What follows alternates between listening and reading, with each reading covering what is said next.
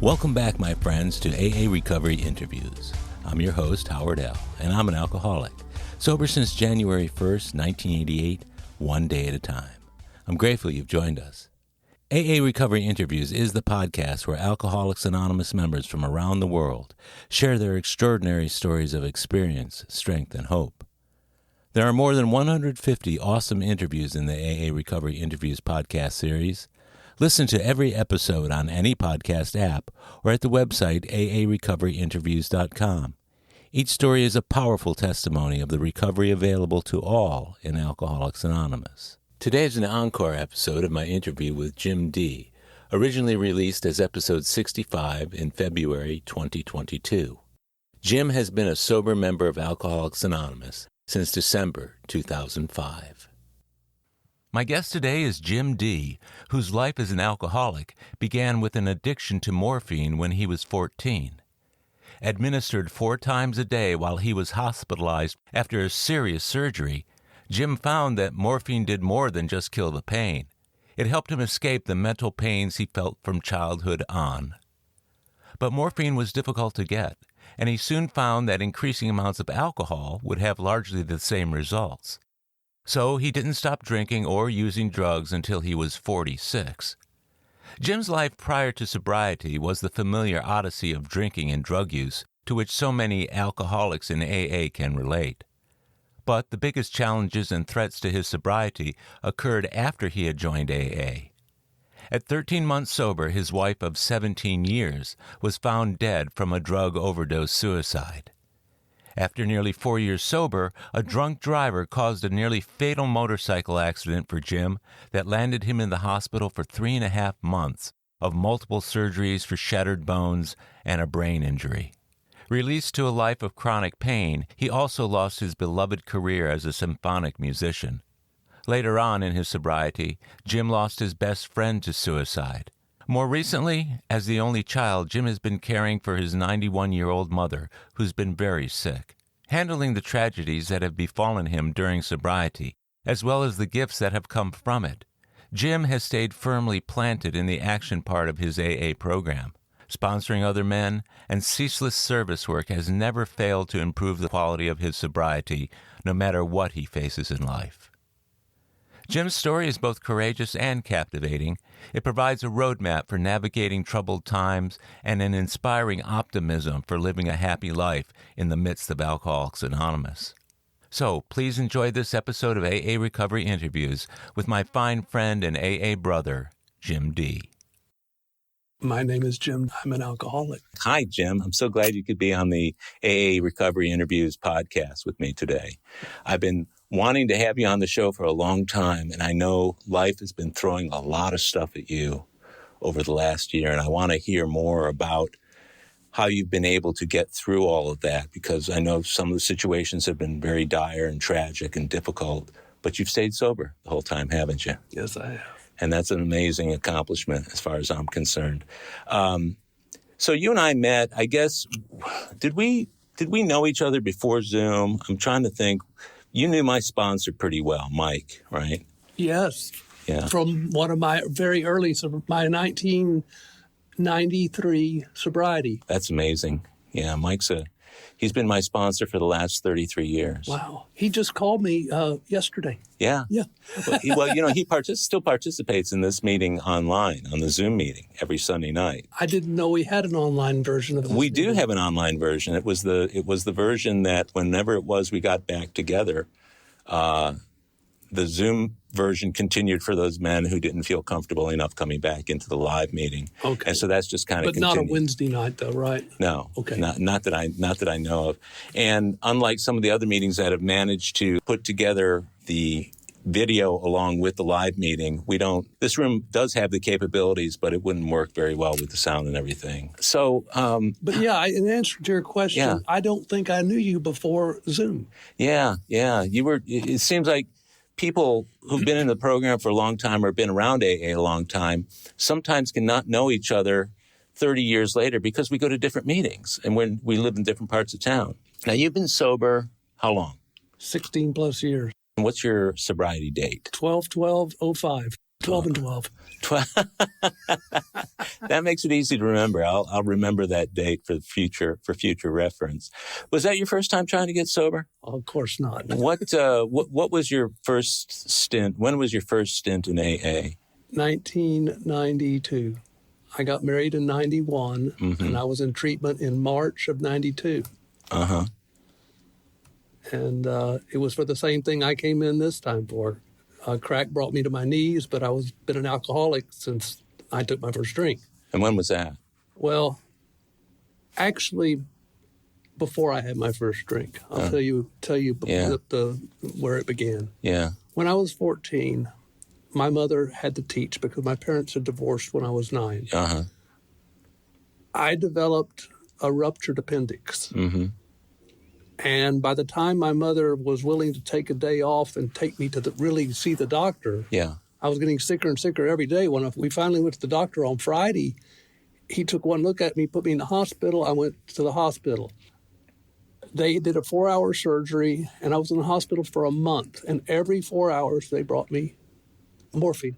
And not only did it take the physical pain away, it took the emotional pain away. I'll bet. And my God, I looked forward, because I thought, when my parents divorced, I woke up that morning, I heard them yelling again. I went into the kitchen, and my mother and my father were yelling, and my father had said he was bitching about not having clean underwear. And my thought was, if only I knew how to work a washing machine, my parents would still be together. Yeah. Anyway, after a month in the hospital, I finally got out. And a week later, I went to the gastroenterologist for a checkup. And I went in there, and I convinced him that I needed to go back in the hospital, and that my pain was so bad, he would put me back on morphine again. So at 14, I was an addict. Then when I couldn't sleep, after I got out of the hospital, my mother, thinking she was doing me a favor, did what her mother had done to her. It gave me a shot of whiskey to put me to sleep. And it worked, didn't it? And it worked every night. I've heard those folk remedies have gotten people into a lot of trouble. In fact, the very first interview I did was with Adam M. And whenever they would have a sore throat or anything else when they were kids, as young as 3 years old, they would give them a shot of whiskey, and just a little bit, but a small body and a little bit of whiskey still. He said that was just the folk remedy for things. So you were addicted, but were you at the point where you couldn't get it anymore, so you just turned to alcohol? Yeah. How long did it take for you to make the transition? Was that pretty quick? Well, I went to pot while I was still in high school. Oh, you did? Okay, yeah. So I was drinking and smoking pot from sophomore year on. Huh. I'd been in the hospital my freshman year. Okay. So it was kind of nonstop from then on. Were you hanging with a group of people? No, I was hanging with the winners. I had a 4.0 grade point average. I was in the Fort Worth Symphony as a senior in high school. Wow. I was a wunderkind, child prodigy. Prodigy. Yeah. That's amazing. So I was different than them. But they weren't drinking and doing pot, were they? Sure they were. They were. I'm talking about the crowd at school, that had the reputation for doing the drugs and the alcohol. You weren't part of it. I wasn't them. No, I was better than them. So. Ah, yes. Okay. Yeah. I get it. So you were hanging with the winners, and were you drinking and smoking and carrying on with them, or you were just hanging with them and doing the booze and drugs on your own? To a point, I was doing it with them because we all did that. Oh, you did? Okay. But I was already beyond the point where I could share that with other people, because they would say, Jim, enough is enough. And it's just another one of the lies I was telling myself, like I'm better than them. Yeah. I'm not like those people over there. It was just the beginning of the end, but it took a long time to get to the end. I didn't come in my 20s or my 30s. I was 46 when I finally got stupid enough to trust somebody and listen to what they had to say without arguing with them. I've interviewed people who it's taken even longer than that, and it makes you wonder. People look back and say they wish they had done it earlier. I heard a guy speak the other day who was 94 years old, and he got sober in 1962, 60 years sober. And then I talked to other people. I've known people who've gotten sober in their 70s and died with 10 or 15 years sober, which is amazing to me. But you started when you were in high school. You just continued on through college. My parents paid for about one semester, and then I got a free education. It was a dual degree program back then. Yeah. So I had to stay 5 years, and then I got my bachelor's and my master's simultaneously. In music? Yes. And one of those semesters, though, was a apprenticeship. And I went on tour with the touring organization for their studio singers. Sure. We were having, we had the drinking on the bus all day long, and we had the Coke mailed to every hotel we were staying at.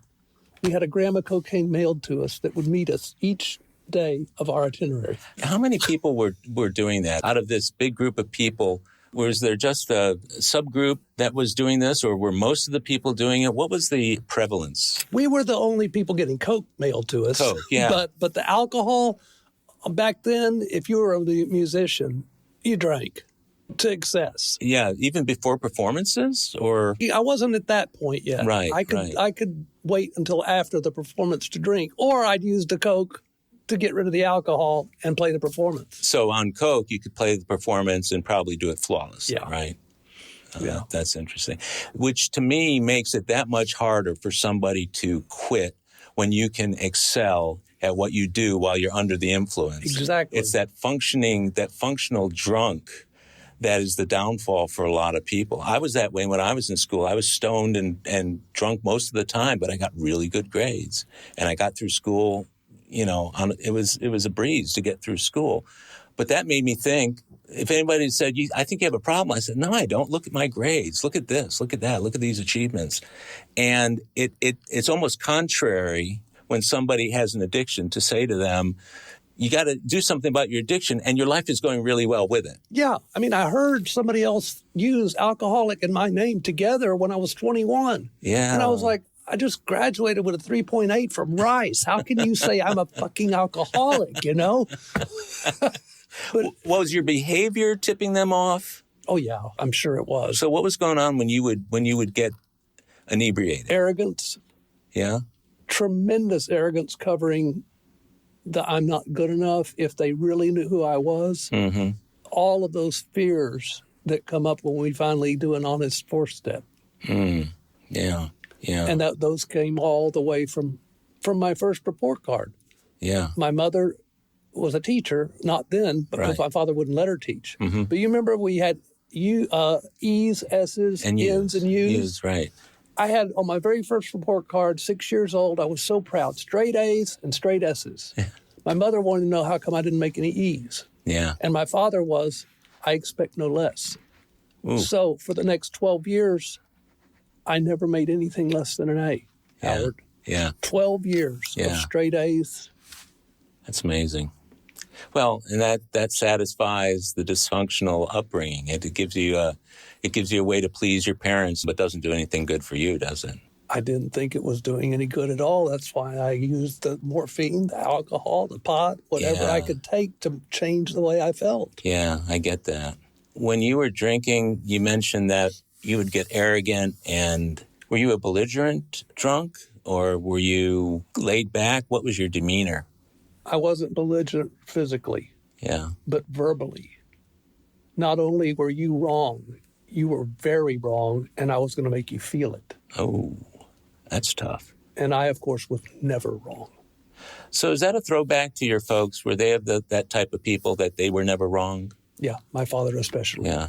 You know what's sometimes really sad, I think, when I think about it, is when I look at my behavior sometime and I can make a direct linkage to my behavior with the way my dad was.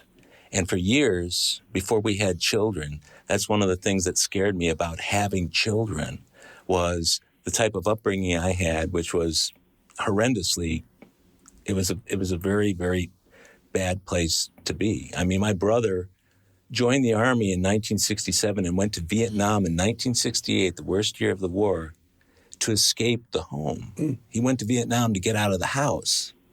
That's how bad it was. And yet, whenever it was my wife and I were ready to have kids, I thought, oh, man, I don't want to revisit that. And I didn't. But there was that fear. And that, to me, was one of the things I've been able to deal with and overcome in AA. But the way you were treating people sounds like it had the potential or the effect of alienating a lot of folks. It did, and I never got to the point where I was comfortable enough to have children. Mm-hmm. Mm-hmm. And it's for the best. Yeah. I wish I had grown children now because I'm... Yeah. But I would have been a shitty father. Think so? Yeah. I was an alcoholic and an addict the whole time.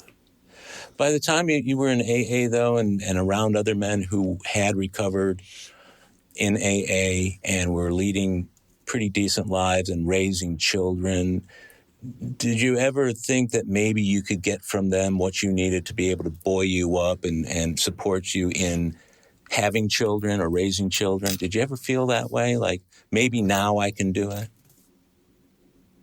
That wasn't a possibility, Howard. Yeah. When I got sober, my wife and I had been estranged for a year. And when I was 13 months sober, her body was found by her best friend in her apartment. Janet had been in treatment 5 times, but she, unlike the rest of us, she did have the guts to take her own life. And sorry to hear that. She overdosed on trazodone, which is like prescription. I'm trying to remember the name of the drugs. I can never remember. Had 747 on the back of the pill. Yeah. Oh, what was that called? Not Quaaludes. Yes, Quaaludes. Thank you. Yeah. Yeah. Trazodone is just like Quaaludes. Boy. And you put that with alcohol. Yeah. But was she? So she was an addict on the pills. At the end, she was like me, but she had so many. I didn't realize how many secrets she had when she died. Okay. And we were married 17 years. Wow. But we had even talked about children before we ever got engaged, and neither one of us wanted children. Okay. That made the choice that you had decided for yourself easier to carry out than had you married somebody who immediately wanted to have children. Right. Maybe they could have talked you into it, or maybe you still, would have turned out the same way. I was 32 at that point in time, too. Yeah. So, if I'd had children then, those children would only have been 14 when I got sober. Right. So they would have had that's why I was saying they wouldn't have been grown like most kids are when you're 46. Yeah. Did your late wife, did she have coexisting mental health issues as well, like depression or bipolar or that sort of thing, or was it all around the addictions? She had depression at the end, but if you're drinking that much, alcohol's a depressant. Yeah. But she didn't. I mean, I am manic depressive. She didn't have bipolar disorder. I do. Right.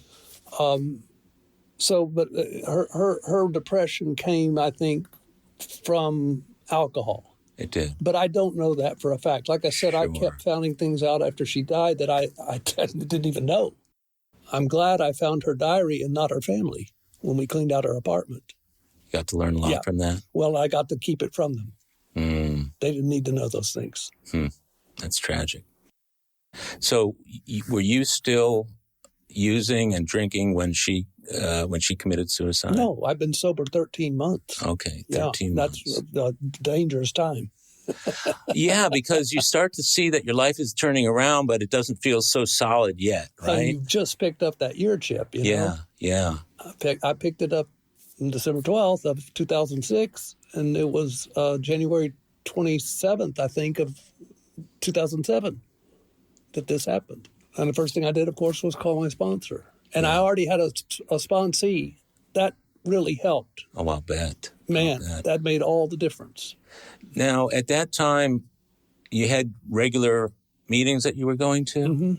Home groups and that kind of thing? Well, I was going to meetings every day still after a year. So people had gotten to know you well enough to really care about you from a personal standpoint?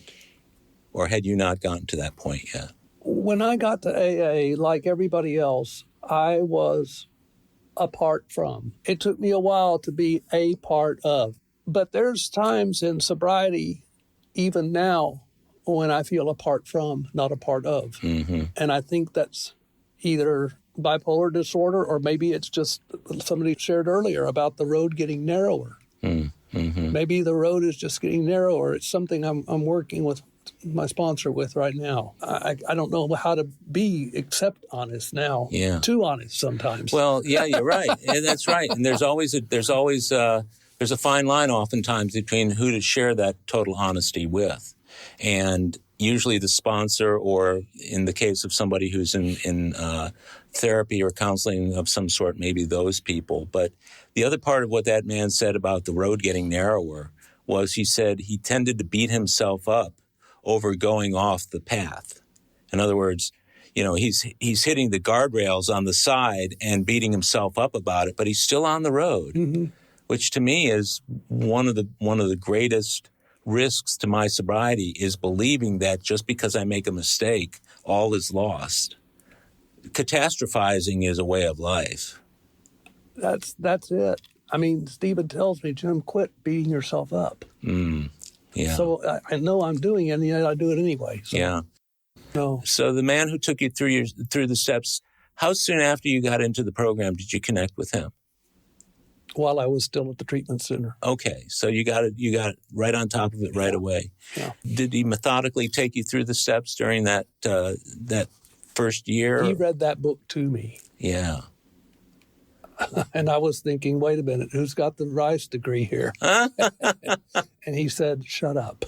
Mostly what I did, and it's one of the hardest things I've ever had to do, but that's what getting sober is. Right. Is I had to keep my mouth shut, Howard. I had to listen, not ask why, not, it was time to just listen. Yeah. Not get into a debate, an argument, trying to what, how, when, who, where, what. Yeah. It didn't matter anymore. What mattered is that I listened. Yeah. Because this man knew something I didn't. He knew how to stay sober. Unfortunately, he didn't know how to stay sober.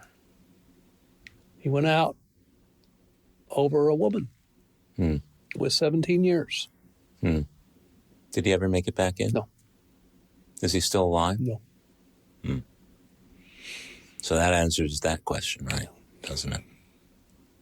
That must have been difficult for you. I had already gotten Stephen as my sponsor. Okay, good, good. When I was 3.5 years sober, I was on my way to the International Serenity Run in Raleigh in Cedar Edge, Colorado. And I was taking the back roads there, Highway 36, all the way to Abilene. And when I got past Fort Hood, there's a little town called Hamilton. I don't remember any of this, but it's on the police report. A city councilman came out of the drive-through liquor store right onto the freeway at 10 miles an hour. It's a 2-lane freeway. Oh, yeah. And we were going 75, which was the speed limit. The police report says that I cut to the shoulder, and he cut me off on the shoulder. And then I went off-road for about a mile before I lost control of the bike. Oh, my gosh. And I woke up. It took 6 weeks before I knew who I was. I woke up one morning in a hospital. I didn't know how I'd gotten there. I called the nurses button to find out, and I had no idea 6 weeks had You had no memory of... No, not one. The worst stuff I was healed from. But, I had a subarachnoid hemorrhage in my brain, a lot of diffuse axonal injury, every rib broken, collarbone broken, shoulder blade shattered. It's amazing you survived. God's not done with me. That's why I survived that. And how long were you sober when that happened? 3.5 years. 3.5 years. It was on July 29th, 2009. Were you riding up there alone or with others? I was riding alone, but I had ridden across this country many times alone. Right. All the way to Canada, going to rallies alone. That what was odd is that I deliberately went on that highway instead of the interstates to avoid something like this. Yeah. But it never occurred to me that I would get in a wreck on the farm to market or back roads, so to speak. And of course, one of my sponsees got me a good lawyer before I even knew who I was. And we had a $1.5 million lawsuit ready to file on this guy. But the investigator for the attorney said that he was going to file bankruptcy. So I had to settle for his automobile liability And I got 2/3 of that. Right. After the lawyer took his third, and the accident reconstruction and the investigator. So those came off the top. After which, my 2/3 was 2 years of my salary was what I got out of that. And I spent the next decade going in and out off of long-term disability until the orchestra finally said, we can't keep doing this, Jim. They told me a season in advance, next season's going to be your last season. Then we're going to give you 3 more years of long-term disability, and then we're going to retire you. So they did it very nicely for a guy and I'd retired with 32 and a half years of service. But you were gone so much because of the recurring medical situations. I just could not recover from one of those surgeries that I'd undergone to save my life. Has it since? No. So it's one of those recurrent wounds that won't heal? It's neurological. Yeah. It's all of my catalytic nerves from my spinal cord around my rib cage and to my sternum. Every time they expand, there's pain. Wow. So I live in chronic, intractable pain. I'm sorry to hear that. It's hard. Let me ask you something. How do you stay grateful in the midst of that? By making a difference in others' lives. I can't play the cello anymore. It's all I ever did. Yeah. But what I can do is pay it forward. So that's what I do. I did it by teaching for 14 years, every Friday afternoon. And then I've done it through sponsorship. And I do it by showing up at meetings, whether I share or not. And then if I'm called on, I try to stick to the topic, stick to what's in the book, not make up my own. Yeah. Hearing your story right now, it makes me feel like I wish I had heard it 20 years ago. But I know I've heard variations, because if you stick around these meetings, and you know this for a fact, you stick around these meetings long enough, you're going to see people go through everything human beings can possibly endure and stay alive. Yours was an accident, but the consequences just sound horrendous. Well, the irony makes it hilarious, doesn't it? Yeah, that he's coming out of a liquor store. It was the wrong driver. Was he cited? He couldn't. The cop. This was a one-cop town. Yeah. They were lunch buddies. The cop sent him home without a ticket. Oh, God. The 5 witnesses called DPS. DPS showed up, toward that cop a new asshole. Yeah. Then went to this was a city councilman. Yeah. They went to the city councilman's house, but since he was home now, they could not legally breathalyze him. Oh, no. So, no, he wasn't charged with intoxicated driving. Jeez. But put 2 and 2 together. He came straight out of a liquor store. The woman in the passenger seat was not his wife. That's in the police report, too. And he entered the freeway at 10 miles an hour. Yeah. And then cut me off at 10 miles an hour. That's not sober driving. And the cop wouldn't even test him. The cop said, go home. And so I pray, for a drunk driver who ended my career every night. I still have to do that. I'll never quit doing that. Yeah. Because that's a hard one to get past. The prayer started out with, God, give that bastard whatever he deserves. Only God gets to say what he deserves, not Jim. Yeah. Well, hopefully he's gotten what he deserves, whether it was living with what he did but who knows? I mean, it's about you now. It's not about him. You said that when you went off the road, you went for a mile before finally falling. What was going through your mind when you got cut off there? I don't remember. Don't remember? No, I don't remember this. Yeah. That's all erased. I grew up racing motorcycles, so that explains why I was able to go so far at such high speed and slow the bike down, which probably saved my life. I went down on my right side based on all the damage. It's on none of my left side was hurt. It was all right side. Yeah. Collapsed lung, broken ribs, all that stuff was all right side. Wow. So that happens 3.5 years into your sobriety. Right. You're back in the hospital. You're back around methadone and morphine. Did you have any of that euphoric recall to any degree, or were you just in so much pain that it wasn't about getting morphine for something other than It was pain? About the pain. It was about the damn pain. I mean, I had a program men that you sponsored and your sponsor, were meetings being brought in? And Not were men? one. Not one. My sponsor came one time. That was the guy I told you that went out. Yeah. He came to the hospital to visit me one time in those whole 3.5 months. Oh. No meeting ever. And when I got out of the hospital, I lent him $4,000 that I never saw again. It was after that I got a new sponsor. And that's unusual. I'm sorry that you had to go through that kind of experience with AA.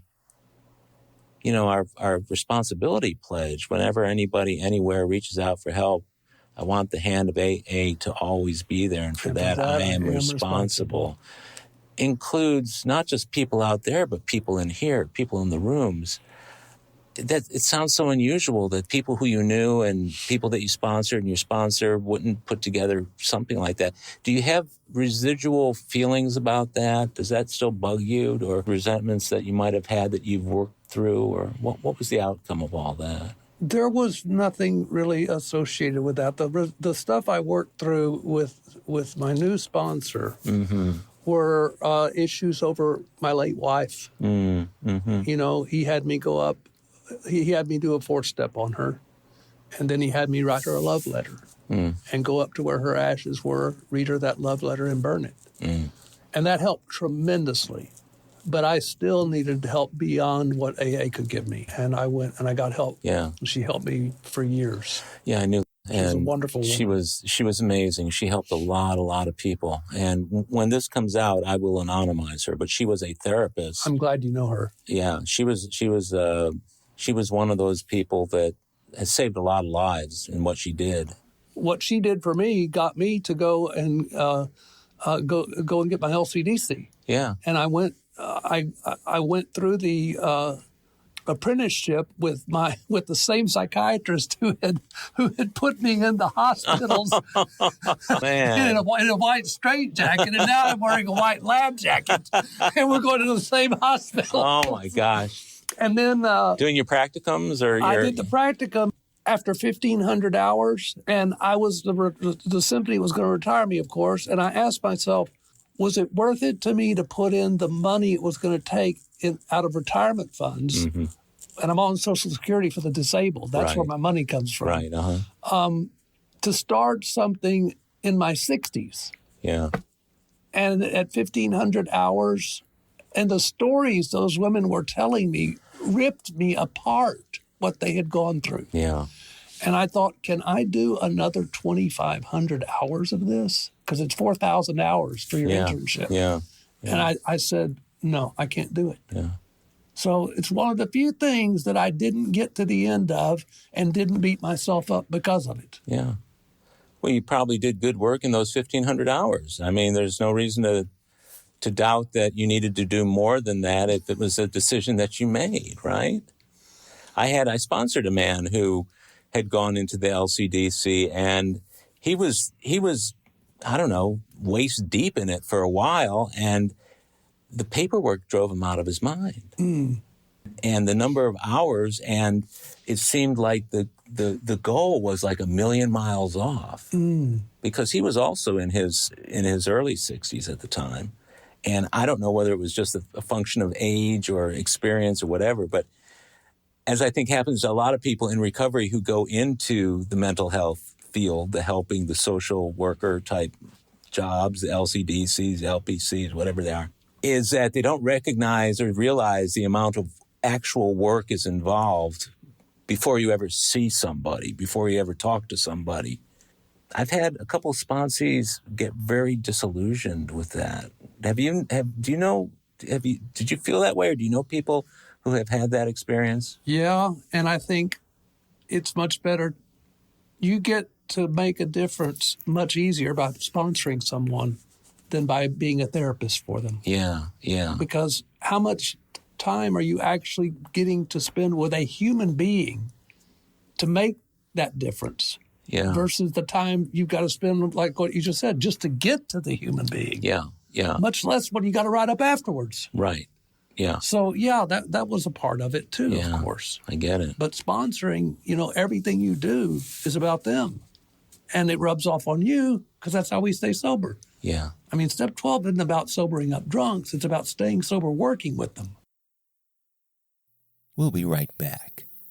My friends, if you're enjoying listening to my AA Recovery Interviews podcast, check out my latest audiobook, Lost Stories of the Big Book, 30 original stories missing from the third and fourth editions of Alcoholics Anonymous. It's an engaging audiobook that brings these stories to life for AA members who've never seen them. These timeless testimonials were originally cut to make room for newer stories in the third and fourth editions. But their vitally important messages of hope are as meaningful today as they were when they were first published. Many listeners will hear these stories for the very first time. Have a free listen to Lost Stories of the Big Book on Audible, Amazon, or iTunes. It's also available as a Kindle book and in paperback from Amazon. While you're there, treat yourself to another audiobook I produced, Alcoholics Anonymous, the story of how more than 100 men have recovered from alcoholism. This is the word-for-word, cover-to-cover reading of the first printing of the first edition of the Big Book, published in 1939. It's a comfortable, meaningful, and engaging way to listen to the Big Book, anytime, any place. Have a free listen at Audible, Amazon, or iTunes. You're going to love it. And we're back. So you went in for additional counseling at, you said about 3 years, or was that further? Were you further on before you actually did counseling? It must have been after the wreck. Yeah. It must have been 2010. Okay. I'm sorry. Yeah. I can't remember for sure now, Howard, but I think that's right because, that had to be right because I saw her for about 7 or 8 years. When you were contemplating doing that, and this is after you got out of the hospital, did you get feedback like what you just said to me about, Jim, why don't you spend your time in AA sponsoring people rather than doing this for a living or something 8 to 5 every day?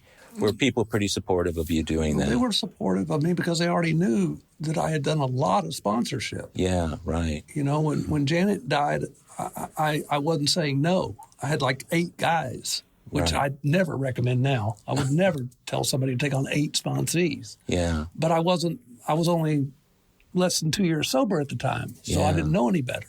Yeah, yeah. And by the time, in 2010, I was 5 years sober, but a lot changed between then and now.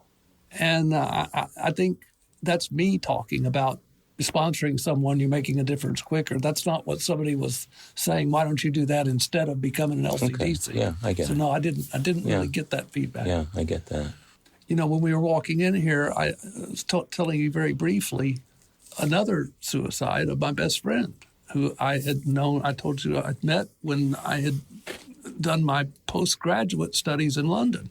And he went on to win that Van Cliburn International Piano Competition. He was a brilliant guy. And we were very, very close and had been since 82. So we put out a record together.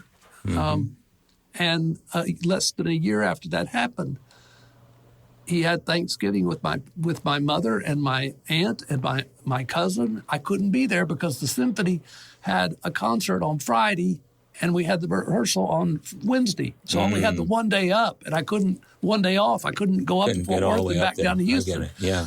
And I called him trying to find out if he was going to be staying in Fort Worth because his brother had already committed suicide. His brother committed suicide? Yes. Oh, my God. So he was going down to be with his mother on the holidays. And I called him to try to find out if he was going to be with her or if he was staying in Fort Worth. But I found out later that evening that he was already dead when I left that message. He had died at 5 that afternoon when he had gotten his pistols back from a woman he'd given them to because he was depressed and was afraid to have them around. He convinced her he was okay now. And then when he got him back, he laid down on his bed. And there's a guy who had everything and put a bullet through his head. Yeah. So I'm thinking, wife suicide, drunk driver put me in a hospital for 3.5 months, best friend suicide, lose my career to the drunk driver, when is this going to stop? You know? Yeah. Now, when you ask that question, Jim, of whom do you ask that question? I ask it of God, but I know the answer already. You do? These things happen to everybody. Yeah. Do I think because I'm a recovering alcoholic, I get special treatment? Right. That I don't have to go through life on life's terms like everybody else in the world does? Yeah. We as recovering people, sometimes we get in that mindset. Yeah. I deserve this. I got sober. No, you don't deserve shit. You've got what you deserve. You've got life. But you're on borrowed time now. You're on your higher power's time. You're not on your time anymore. Yeah. Because left to your devices, you'd be dead. And it's difficult, especially when we're sponsoring different men in different stages of their lives, whether they're terminally ill or men who are going through marital issues or whatever, to turn that into a positive. And the easiest way I've found to do that, not easy, but the most effective way, and it works for me, is I say, what you're going through now is a future gift to somebody else.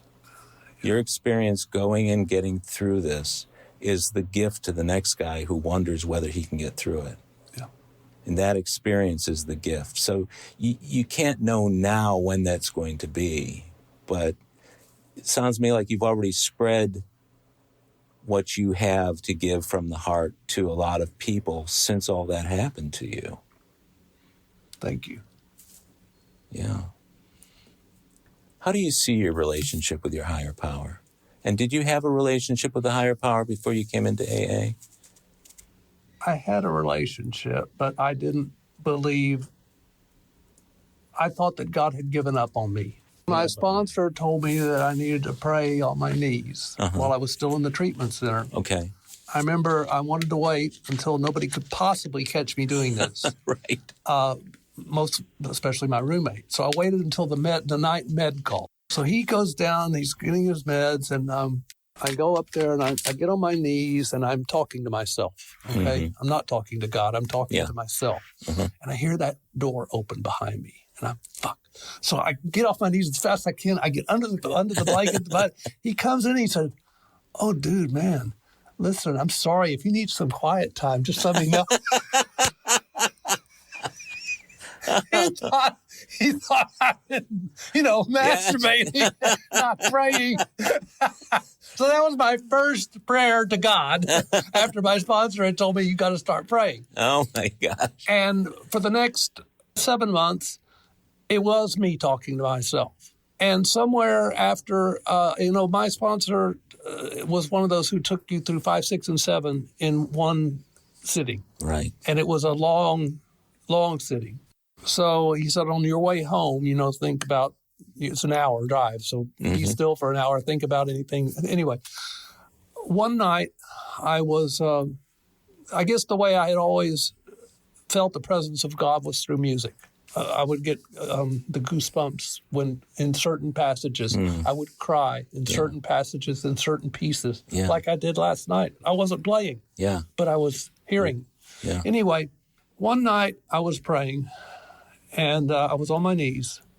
And you know that story at the end of We Agnostics about the preacher's kid? And he says, this is going to be told later, but on page 192, actually. But we're going to tell it to you, a little bit to you right now. And it gets to that point where he says he felt at once the waves came through him like a great tide at flood. Yeah. It was like that. I was on my knees praying, and goosebumps started in my head. And they went all the way through my body, through my knees, out my feet, wave after wave, each one stronger than the one that came before, until I didn't think I could even take another. They were so overpowering. Wow. And then another came. Nothing like that has ever happened again. But it doesn't have to. Now, that happened when you were? About 7 months sober. 7 months sober? That was my spiritual awakening. It was a burning bush. I had a burning bush experience. Were you waiting for one, or was it completely by surprise? Completely by surprise. That's such an amazing realization when it happens. It's like it's like you want to hold that moment, hold it forever, that particular feeling forever. It sounds like conscious contact. Yeah. Yeah, exactly. Have you had that kind of experience since? Not through prayer. I've had it through music. Through music. Yeah. One more time recently, actually. Yeah. I don't remember it because it was during the COVID mess. Mm-hmm. I was praying on my knees and just a little bit, nothing like that night. Sure, yeah. But I was touched briefly with the same goosebumps while I was praying. Wow. And I thought, oh, that's what that felt like. But it was just a little reminder. I'm still here, Jim. Yeah, that's a good feeling. I'm still here. That's a really good feeling. I've had some experiences like that myself, and it's an amazing realization that you're not alone, you know. And what I heard you just say, I've heard music often referred to as a meditative prayer, or that it can have those same kinds of effects on people. And it's amazing that it does on you. After everything you've been through, to be able to have that same response, that wasn't lost to you along the way. There's certain pieces that I can just put on, and I know it's going to happen. Yeah. And that's nice, too. Yeah, yeah. So looking back in the last several years, I know, and we spent a nice amount of time talking about what it's been like since you got sober, and that's usually the part of most people's stories that they leave for the very end, and then they give it 5 minutes. Got 5 minutes left in the speaker meeting. And then I got sober, and everything has been great in the last 30 years. The end. It's like, wait a second, but you've talked about getting through some really, really difficult times, and I know that you were also recently dealing with having to with your mother, and I know that was another challenge that you faced and got through. Is there anything that you would want to say about that?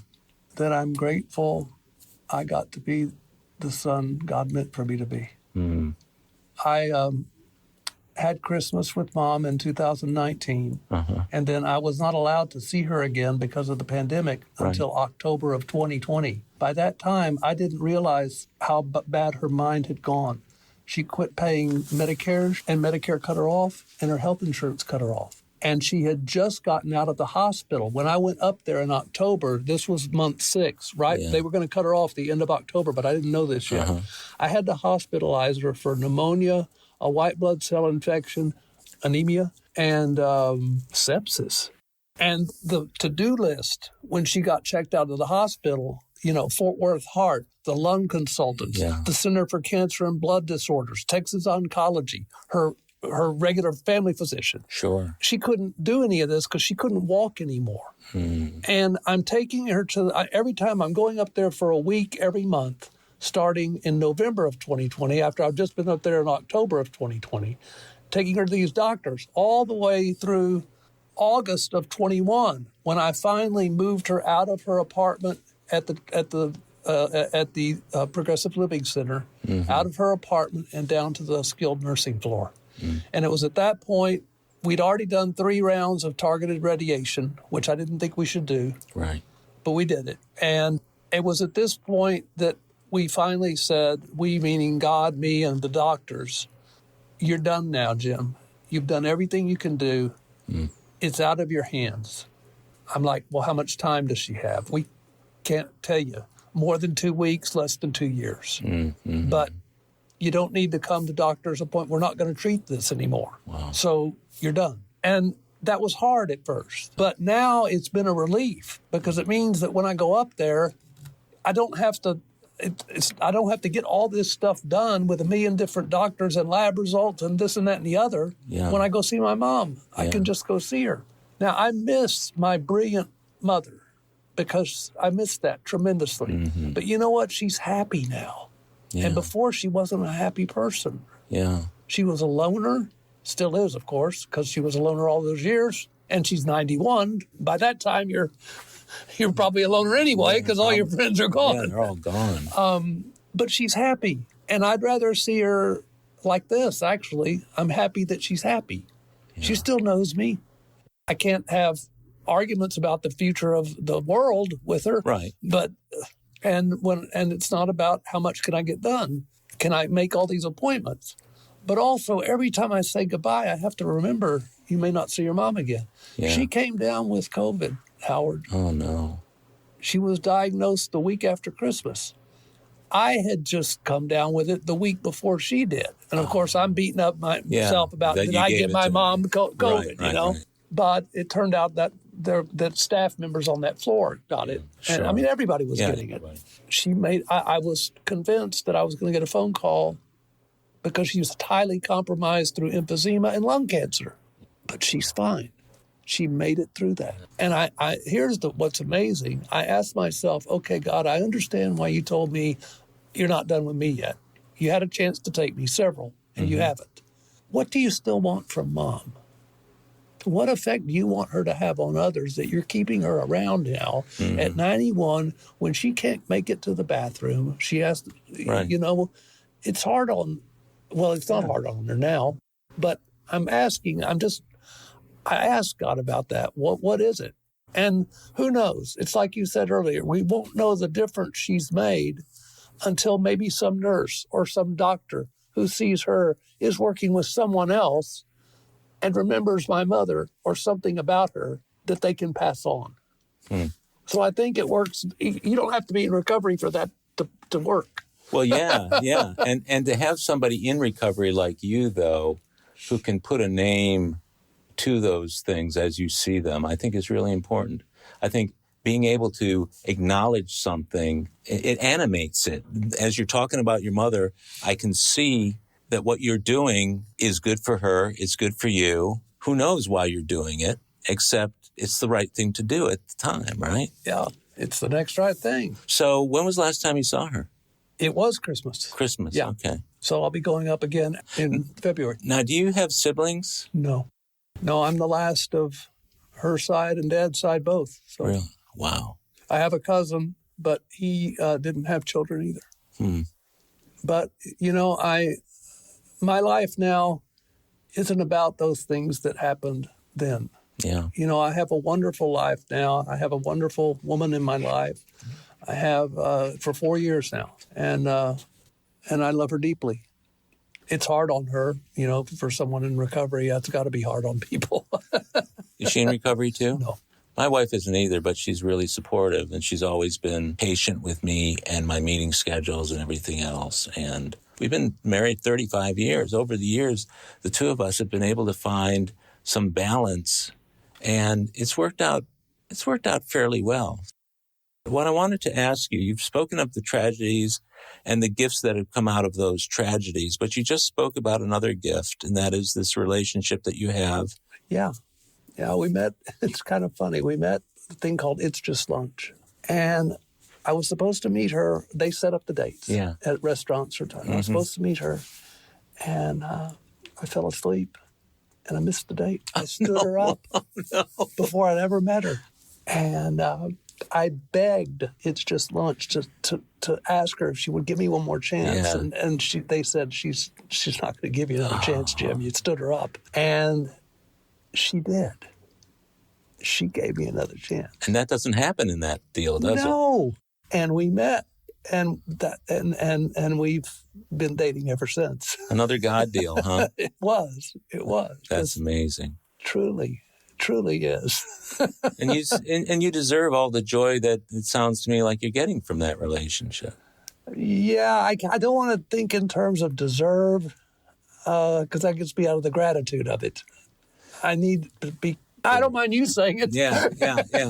You're right. I can't think I deserve this. I need to stay God's grace. You know, there was a man who came to those meetings that when I got sober the very first time. Yeah. He's passed away now. But I will never forget his definition of grace. And he said, it's a gift received, neither deserved nor earned. God sprinkles his grace universally on everyone. Mm-hmm. But how many people are willing to receive it? Yeah. You can't earn it.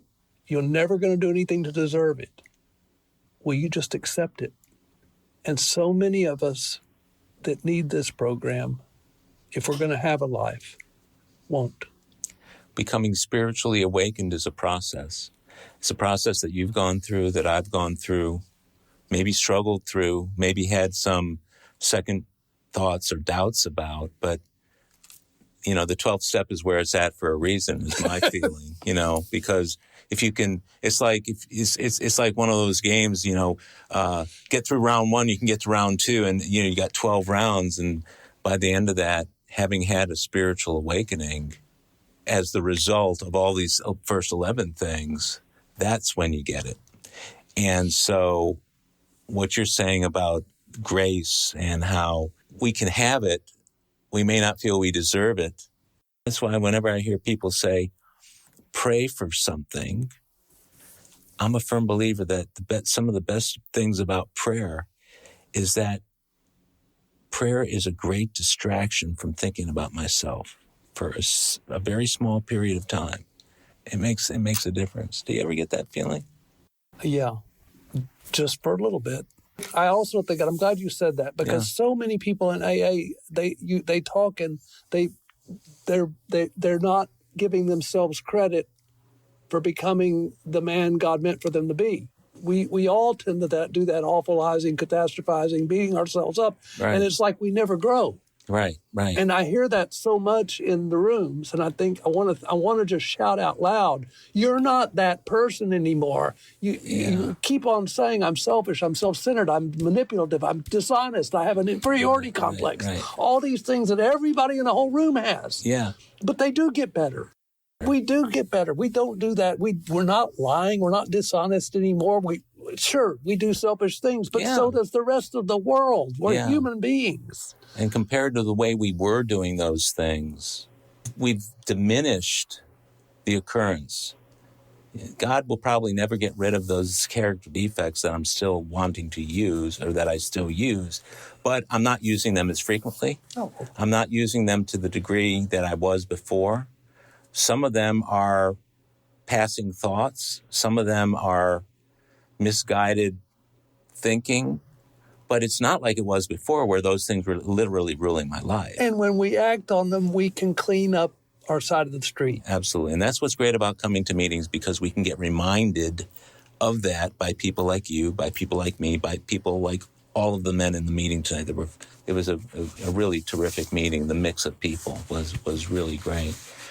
So we've talked about all of the great things that sobriety has brought to you, Jim, and it's such a blessing to me to have been able to spend this time getting to know you better and knowing what you've gone through and what you've gotten through, any part of which is inspirational. I'm glad you're still here. Dude. Any other gifts or anything else that you want to kind of toss in there that sobriety has meant to you over the last number of years? The relationship with God is the biggest one. That's beautiful. And I would, the only thing I would say, I'm sure everybody that you've interviewed has said this, but there's absolutely nothing a drink will make better. Yeah. That's a beautiful way to end.